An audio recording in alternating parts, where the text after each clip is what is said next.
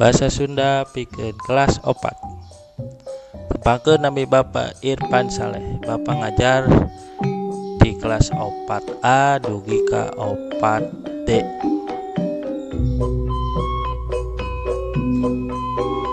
Assalamualaikum warahmatullahi wabarakatuh. Sampurasun. Kumaha kabarna? Mugia sehat sadayana jeung dipasihan kesabaran urang ngahareupan COVID-19.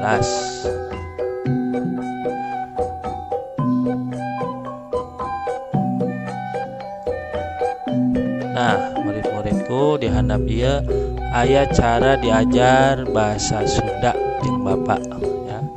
Hiji buku nyaeta buku pelajaran, anu kadua kamus bahasa Sunda. Ai buku pelajaran mah urang tos gaduh nyaeta nu buku paket sareng buku LKS. Pami kamus mah wayahna anu can gaduh kedah meser atawa harus beli. Aya di toko buku.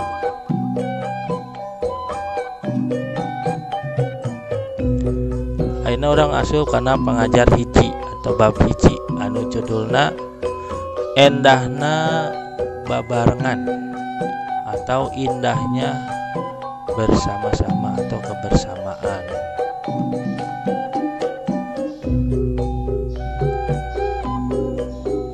Nah, ayeuna urang ngaregepkeun materi anu dina LKS anu judulna eta nyaeta endahna babarengan. Jadi di tata Sunda ieu teh beunghar pisan ku unsur-unsur kabudayaan. Nu salah sahijina nyaeta pupujian ya. Jadi pupujian ieu teh kabudayaan Sunda. Naon sih anu dimaksud pupujian teh? Aya nu terang anu dimaksud pupujian teh. Nah, pupujian teh nyaeta puisi anu isina puji-pujian, doa, nasihat jeung pelajaran anu ngajiwahan agama Islam. Biasana pupujian ieu teh diputerna unggal bade salat maghrib di masjid atawa di mushola.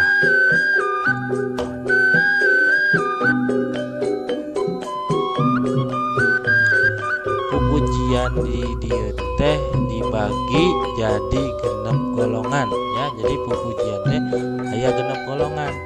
Anu kahiji nyaeta muji kagungan Gusti Allah Subhanahu wa taala. Kadua salawat ka Rasulullah. Katilu doa sareng tobat ka Gusti Allah. Kaopat minta syafaat ka Rasul. Kalima mamatahan umat beh getol ibadah jeung ngajauhan kamaksiatan. Ayeuna mah seueur ai maksiat di deukeutan, ai ibadah males. Kagenep masihan pangajar perkawis agama saterus kaimanan, hukum Islam, fikih, akhlak, tafsir jeung sajabana.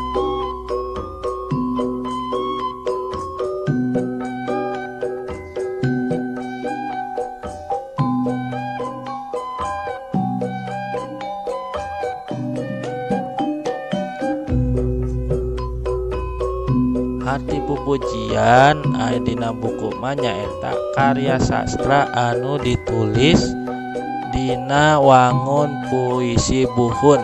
Puisi buhun teh nyaeta puisi zaman baheula anu didamelna ku kolot zaman baheula. Nah, pupujian ieu teh asalna tina syair sastra Arab. Dina LKS bahasa Sunda halaman 3 aya contoh pupujian. Mangga regepkeun ku hidep dibaca eta pupujianana.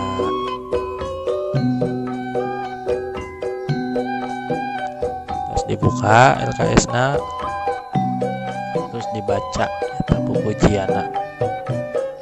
Cekap diajarna dugi ka dieu insyaallah urang sambung deui minggu payun mudah-mudahan minggu payun mah orang tiasa lebet kesanggelaan sadayana, tapi sampai ditutup diajar dinten ayeuna mangga orang dangukeun salah sahiji pupujian. Nah iya salah sahiji pupujianana mangga orang dangukeun babarengan.